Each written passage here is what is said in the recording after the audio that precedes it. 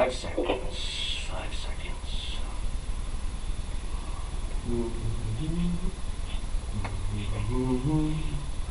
Here we go.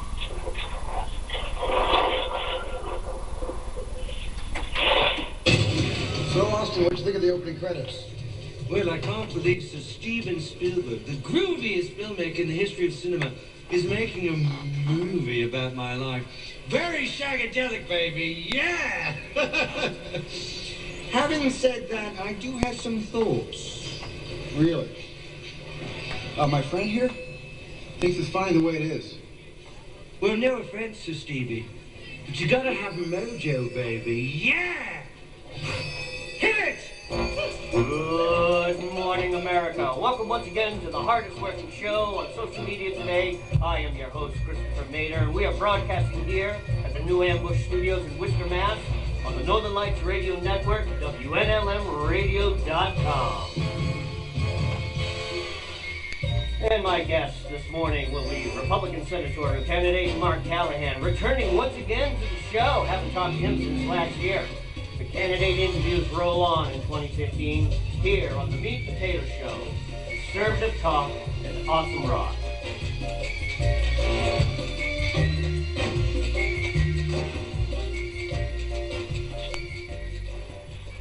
Well, here we go once more unto the breach. Ladies and gentlemen, I'm very, very excited to have my guest on the show this morning.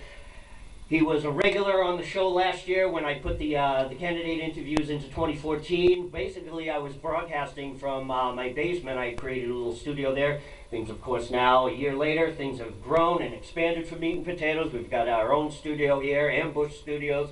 Ladies and gentlemen, enough of me. Ladies and gentlemen, welcome back my great friend, my great guest, Republican Senatorial candidate Mark Callahan. Mark, welcome back again to the show, buddy. Well, thank you, Chris. It's great to be here.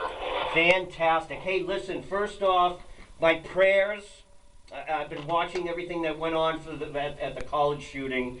It was absolutely, it was a tragedy beyond tragedies. These things are happening more and more frequently.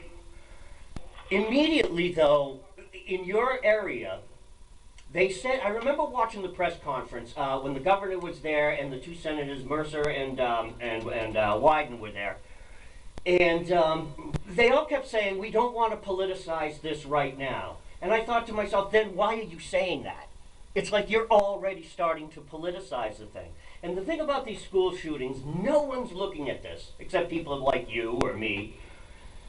As all these people, A, they have mental health issues, and B, they're all on these whacked out prescription SSRI drugs, and they're completely whacked out of their mind. Also, C, if you know that your kid's a mental case, why are you teaching them how to shoot guns? Mark, welcome to the show. Take it from here, buddy. Well, yeah, the Roseburg shooting was very tragic, and it's really too bad that, I mean, the Oregon governor and the two sitting U.S. senators, and they have to politicize it, and that's just sad. And what's even worse is that our own president, I won't even speak the guy's name, said that it's basically we need to politicize it, and that's not right either. And now that president is coming out here to Roseburg tomorrow, yeah. I'm not able to be down in Roseburg myself, but I think there's going to be like a citizen protest of him actually being there because they don't want him there. Yeah. And there's several people in Roseburg that don't want the president to come because they don't want it politicized.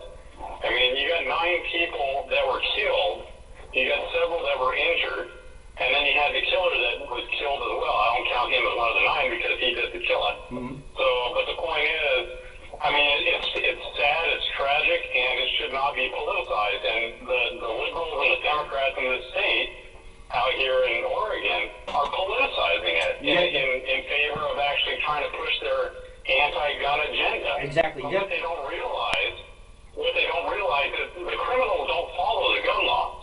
You know? You're preaching to the choir here, that's why they're criminals. You're preaching to the choir, I know. And here's the thing, Oregon, strangely enough, I'm not going to say they're a pro-gun state, but because it's a very rural part of the country, a lot of people have guns. You gotta have a gun.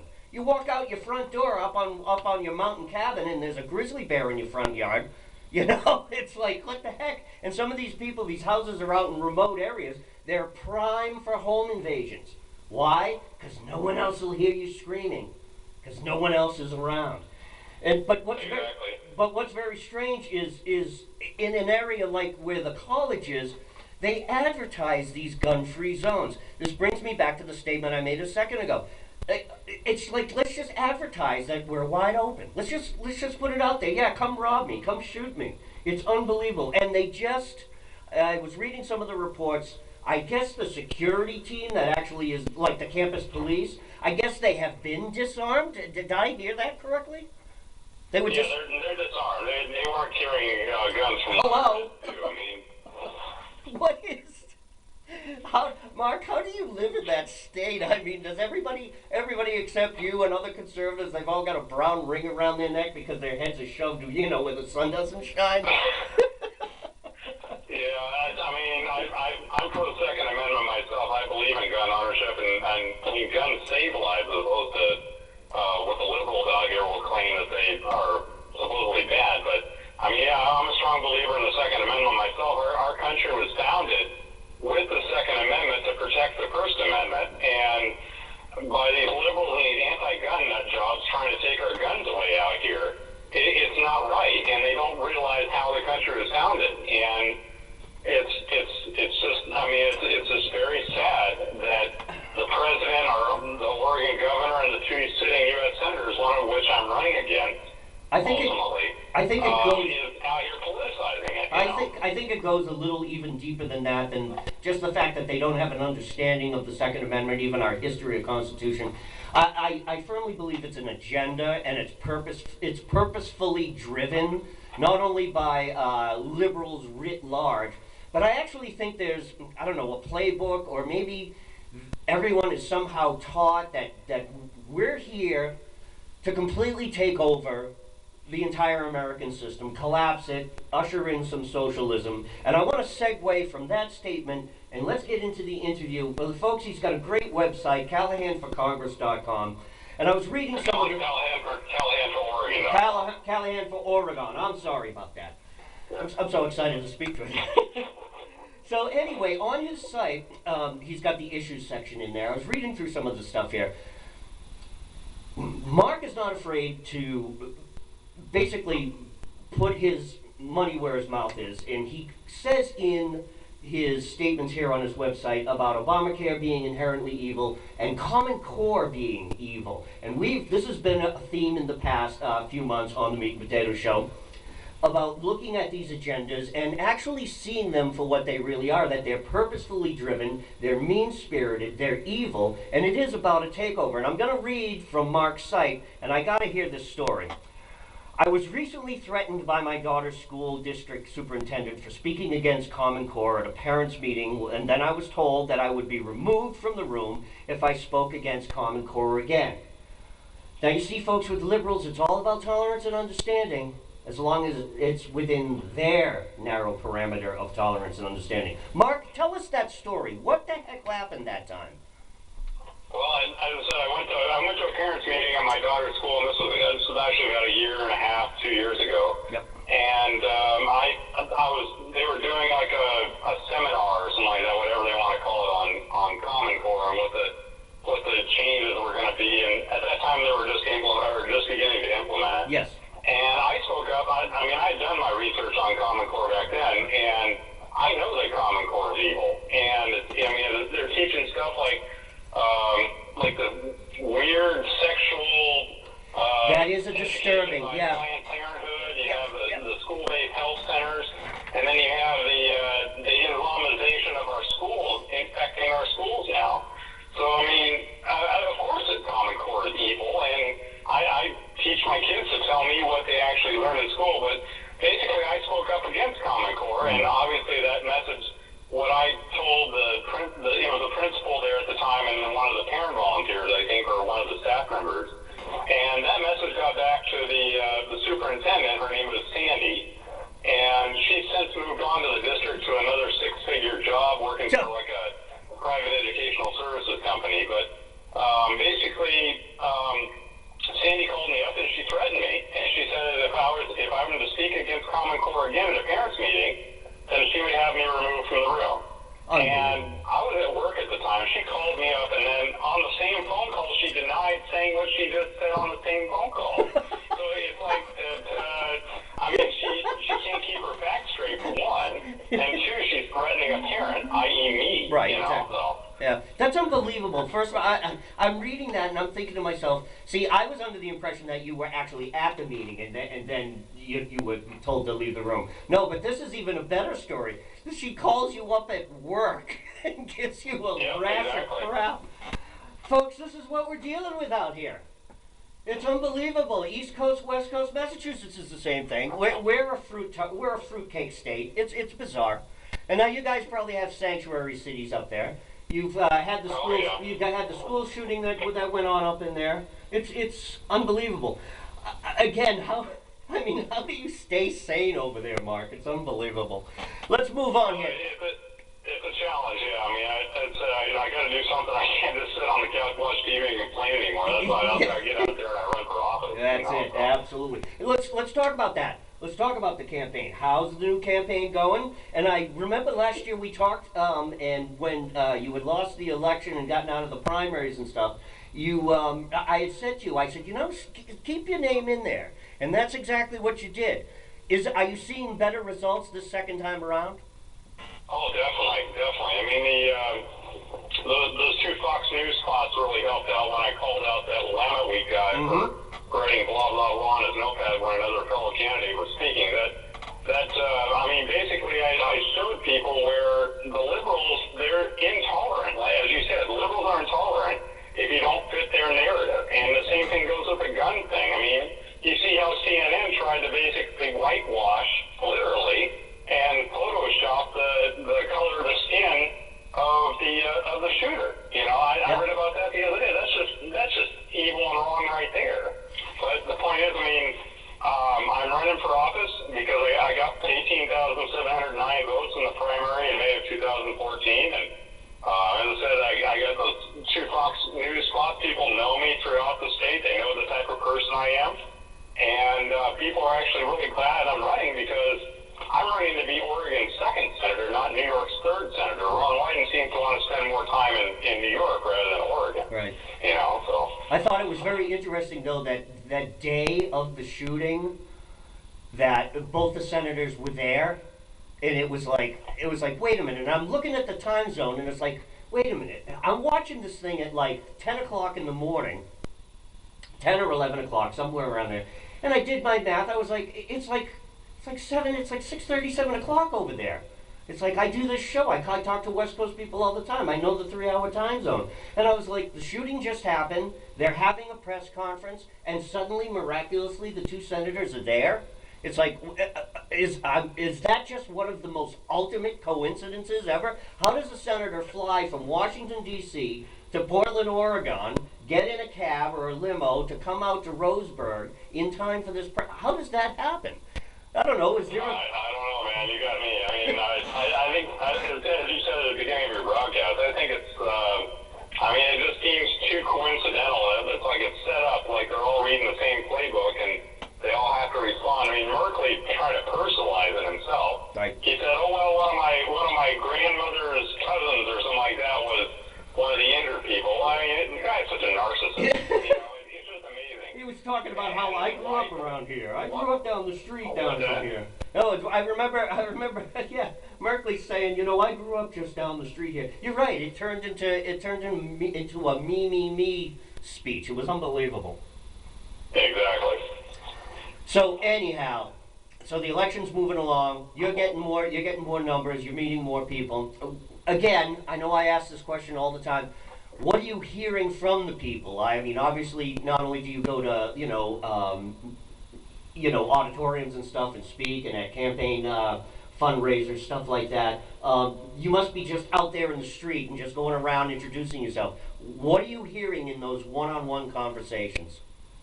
Well, I'm hearing that both Democrats and Republicans want Wyden gone. I mean, he's been in there for about 30 or 40 years. He's a career politician. Yep. And they want him gone because he voted for the Iran deal. He voted for that Trans-Pacific Partnership, TPP trade deal. Mm-hmm. And that pissed off a lot of unions out here. That pissed off a lot of liberals and Democrats Democrats when he voted for those two things. Right, that's going to... And he just needs to be gone. He's a career politician. He lives in New York. Most of the time, he only comes back to Oregon when he's running for office.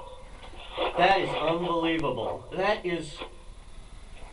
Yeah, we see that a lot. That's incredible. When you get into the Senate, getting back to the state is going to be a priority for you because, I mean, obviously you can't do anything for Oregon unless you're actually in Oregon. That's correct, right?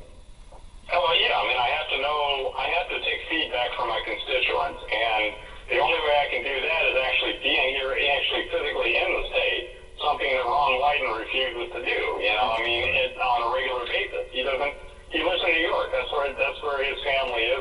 His wife lives in New York. His kids live there. Sure. And as I said, he only comes back to Oregon when he's running for office, you know, so. Let's move on here, switch gears a little bit. Let's talk about the immigration situation. And I always hate the word. I see it even on your site. You know, we're not talking immigration anymore. You know, the people who are truly immigrating here, legally, paying their way, waiting in line, taking citizenship courses, taking that oath, and they swear to the Constitution. Those numbers are actually very low, very low. You're looking at about maybe a few 100,000 a year, up to 1 million on a good year.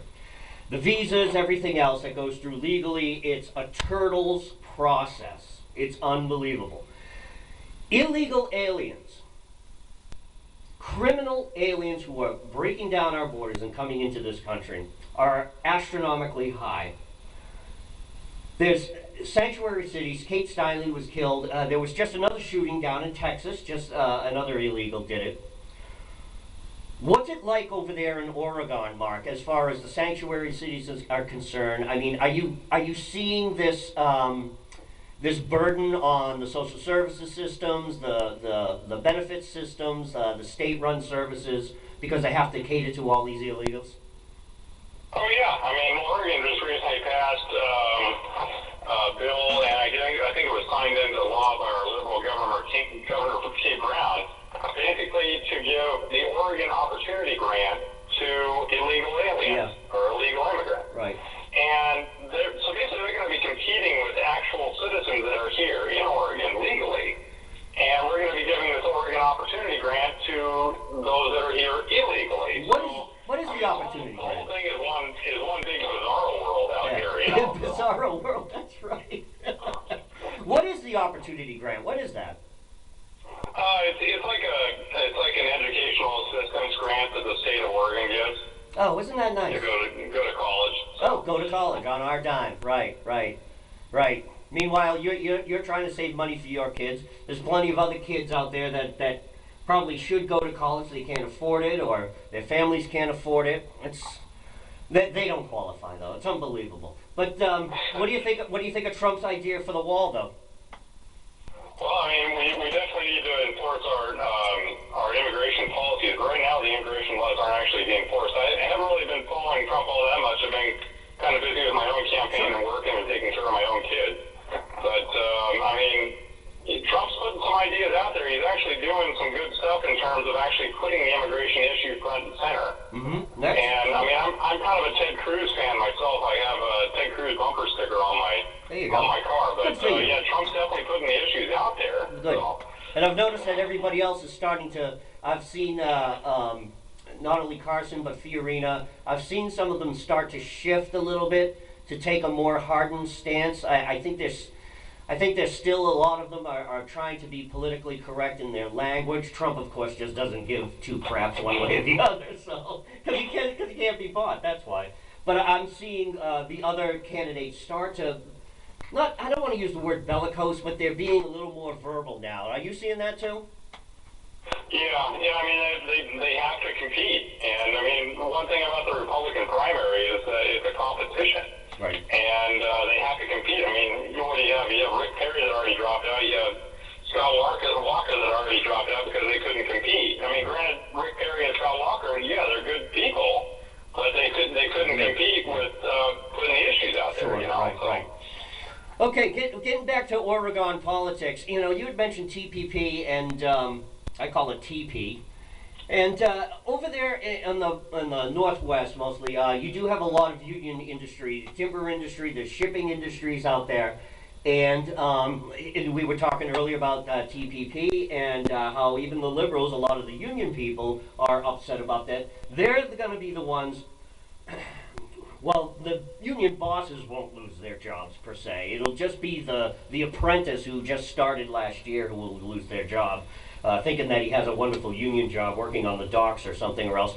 But the Northwest, it has huge regulations. The timber industry is all but wiped out there. Has anything changed? Has anything improved? Is it getting worse? What's the situation out there? Well, the economy is still kind of slumping along out here. I mean, with that TPP, Biden was basically bought. I mean, he was against it before he was for it, basically, and he was bought. And I mean, I'll be bold enough to say that because I've read the data on it. Yeah. You know, he somehow got campaign donations or somehow got a donation from the people that were for it, and he voted for the TPP. And I have to say, it really irritated a lot of people out here in Oregon, both Democrats and Republicans, and even independents too. Yeah. And when he voted for that Iran deal, he was on the fence about it, you know, and then he went along with the party line with the president, you know, and voted for the Iran deal too, you know, and that's going to put our nation's security at risk. So, I mean, Biden is just so disconnected that he's not even representing Oregon interests anymore. It's so blatant now. I mean, they don't care. Even though in this age of information, the internet, you can look anything up and find something in all of 5 seconds max. You can find any information you want. You would think that even somebody like Wyden or even Merkley would say to themselves, well, wait a minute, you know what, it's kind of a little different paradigm out there. Maybe I shouldn't just be doing this because 5 seconds later it's going to be all over social media, all over the web. Everyone's going to know my voting record.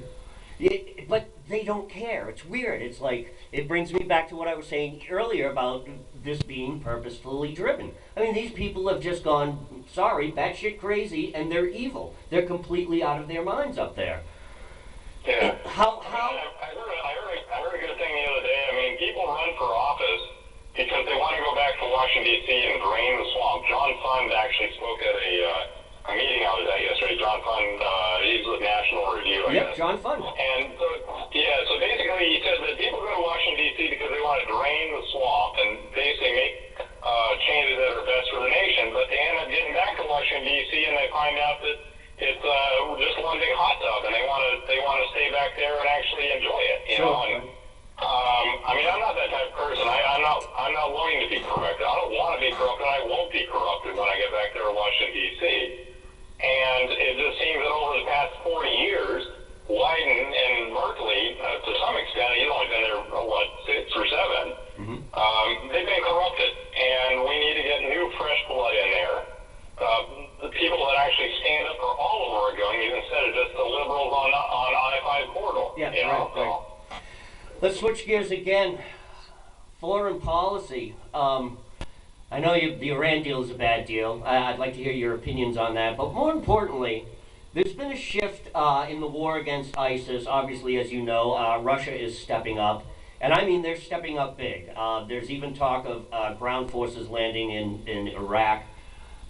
Again, I understand the danger that is here, but I don't think we need to follow lockstep in seeing it as this threat to the United States. I happen to have, again, the Donald Trump attitude of, if the Russians want to have at it, let them have at it. We've spent enough money, we've spilled enough blood, we've spent enough treasure, national treasure, human bodies. That place is never going to be normal. It just never is. So if Russia wants at it, let them have at it. But I'd like to hear your opinion, Mark, on the ISIS thing, Russia stepping up, and go ahead. Well, I mean, you know, first and foremost, I mean, I'm a Christian myself, and I see Christians out there being beheaded. I see them being persecuted, and I see the Islamization of the world here. I mean, and personally, in my opinion, our president's out there. It just seems like he's going to let World War III just start happening. You know, I mean, it came out the other day that he may be backing ISIS.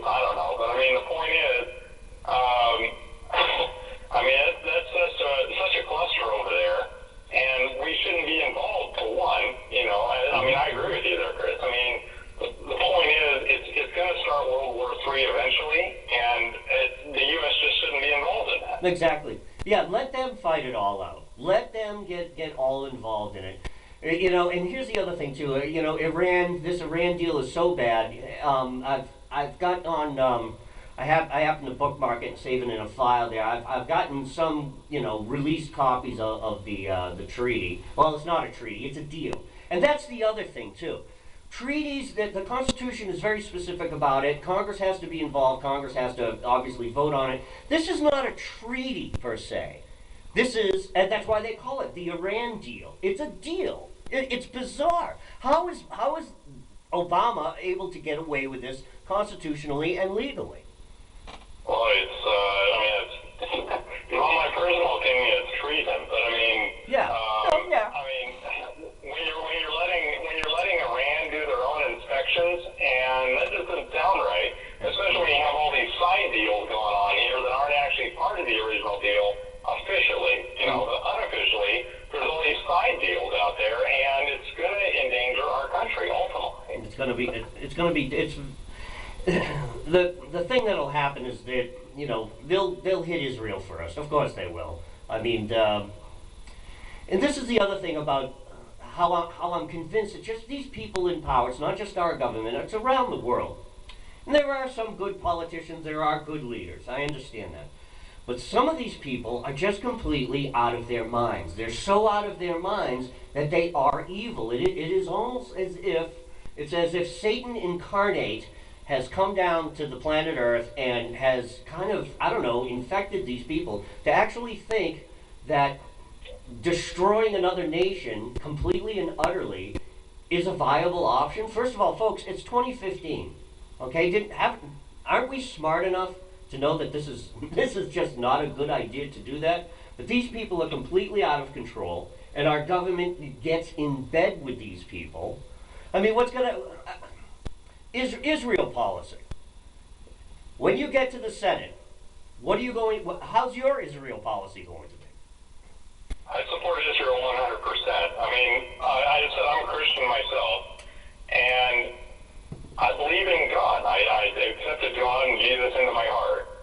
And I'm seeing what's happening over in the Middle East play out right now, just as it's stated in the Bible. Gog versus Magog. Gog versus Magog. Right. In the Bible. I mean, look it up. Iran, Syria. It's the same area. It is the same area. And so, I mean, I'm seeing it play out. We're facing end times here, Chris.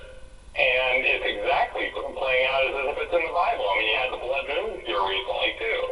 You know, so I mean, I thought of that. It's just uncanny, you know. Yeah. So. I thought of that. I was watching it the other night here on the East Coast, and yeah, I thought, you know, and I know the math is there. It happens every you know, X amount of years, and but if you think about the last time that the blood moon was happening, what was it, about 20 years ago or so? I mean, you had the Soviet Union, not 20 years ago, but what was it? Yeah, even 20 years ago. Think about from the 80s onwards, every time this thing kind of happened. We had the Gulf War, we had you know, Afghanistan in the 80s, and the Gulf War in the 90s, Bosnia and Herzegovina, all those areas that all the people were slaughtered. Again, these blood moons come around. They come around every X amount of years, and it seems to coincide, plus or minus, with the world completely going insane.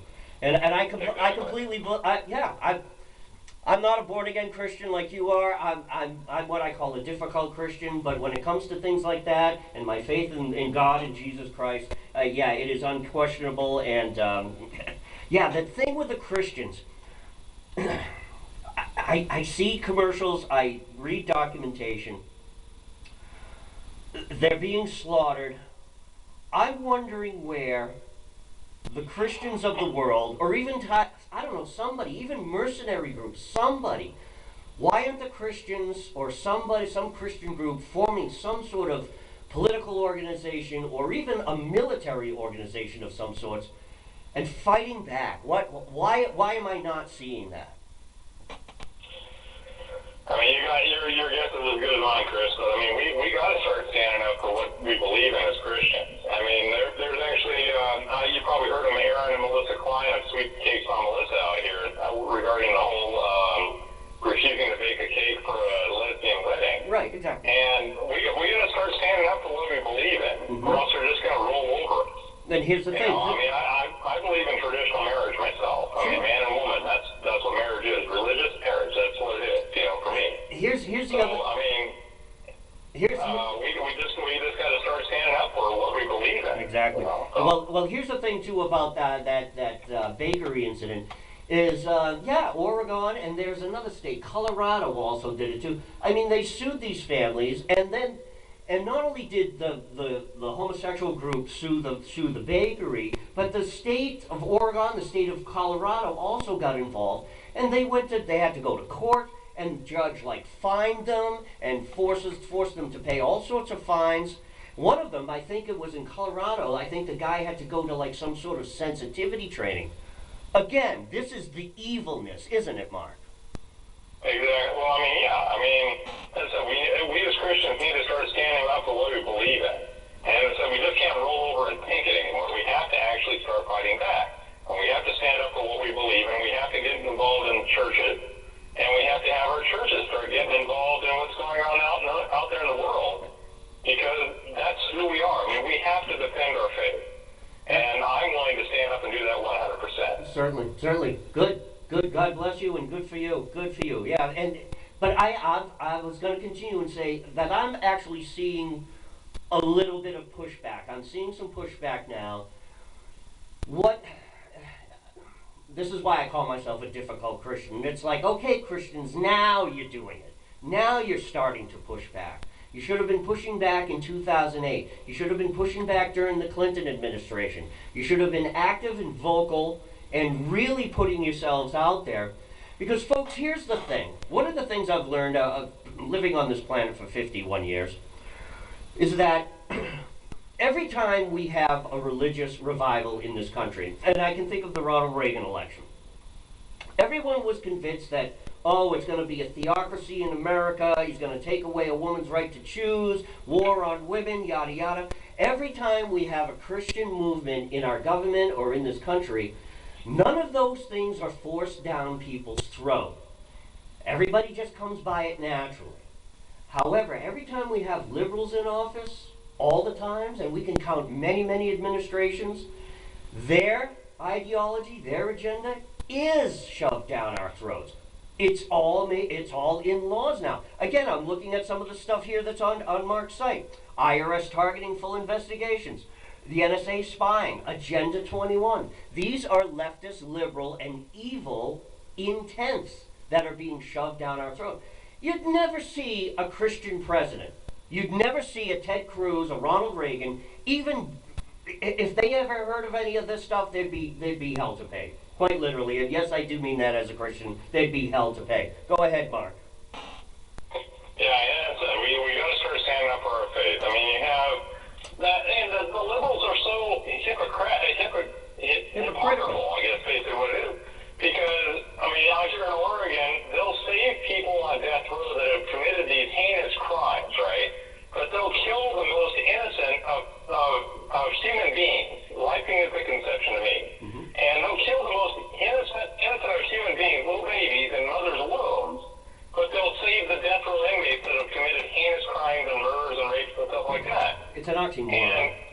And that's one area where Ron Wyden and I differ. Ron Wyden has supported and supports Planned Parenthood. Of course he and does. the butchering of the babies and the selling of the baby parts. And I was actually at a Planned Parenthood protest against Planned Parenthood because I've seen those videos that have been out there. I think there's like 10 now or something like that.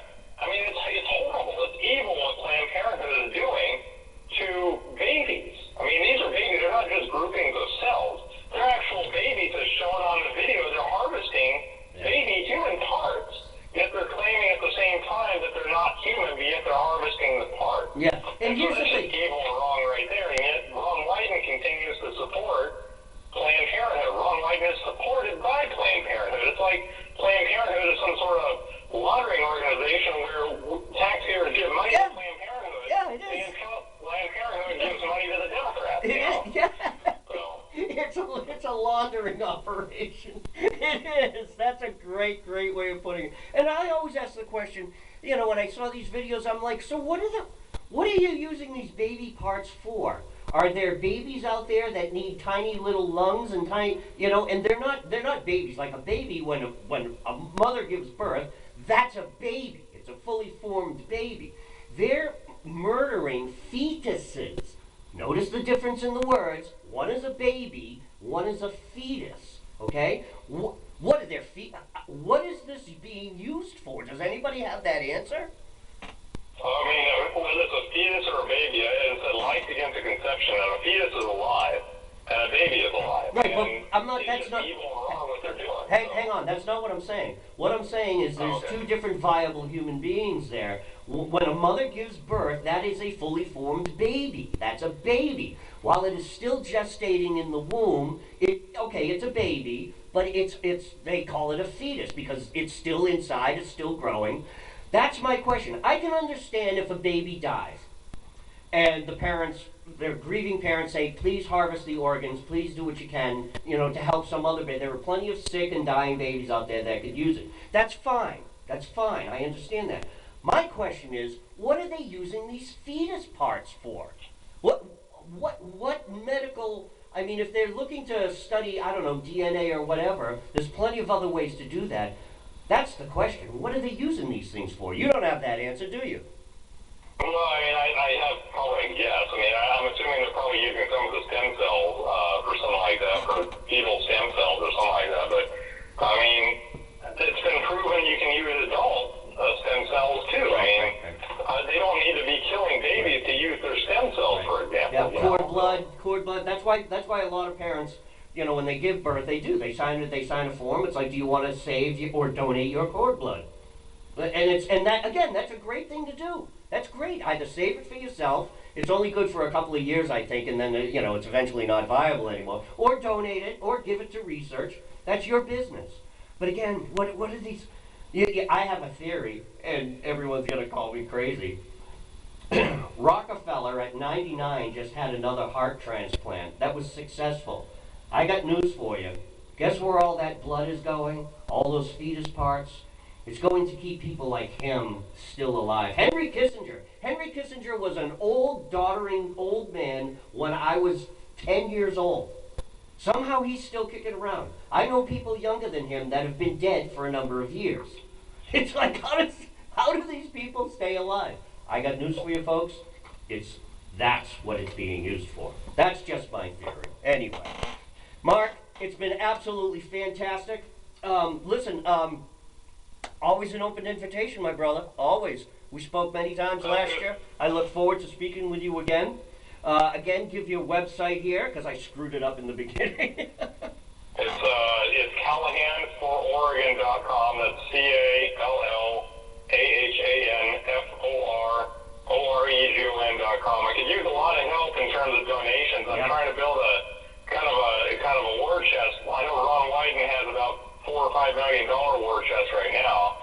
And in order to take him on, I mean, my team and I have a budget of about $10 million in order to take him on both in the primary and in the general election next year. So I could really use some help and support and donation to basically be able to save up some money to buy campaign literature, eventual TV ads, but we definitely need to take Ron Wyden down, and that's going to take funding. So. Well, you can always come on here. It's always free to come on here. And I saw your clip the other day with Neil Cavuto on Fox News. That was a great clip. Yeah, more things like that, obviously. They go a long way. What's next for you? Like, what's your next, fundraiser, your next meeting, your next, your next event? Well, right now we're doing fundraising. I do fundraising about 3 to 4 days a week for a couple hours each day after work, and I just sit down at the table. I take out my cell phone and just start making calls on a list that I have. Right. And we've been doing that. I've been going to events. I went to a meeting last night that said John Fund was there.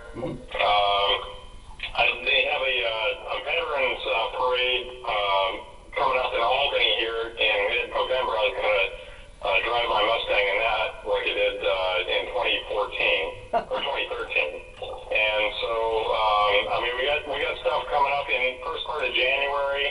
Good. Generally, there'll probably be some candidate forums coming up. I don't know if there'll be too much in December, But I'm just going to keep on hitting the phones and doing some fundraising, and it said I could use some help, Sure. both statewide and national help as well. So in order to take on Ron Wyden and get him out of office. Absolutely. Hey, buddy, thanks a lot for calling into the show. I look forward to another year of speaking with you, because we all know that things are not getting better out there. And but maybe by the next time we speak to Mark, we'll have a Speaker of the House, and we can ask him his opinion on all of that. Mark Callahan, Portland, Oregon, Republican Senatorial candidate. Mark, thanks again, man. Thank you so much. Sounds good. Thanks, Chris. Have a great night. All right, take care, man. Bye-bye.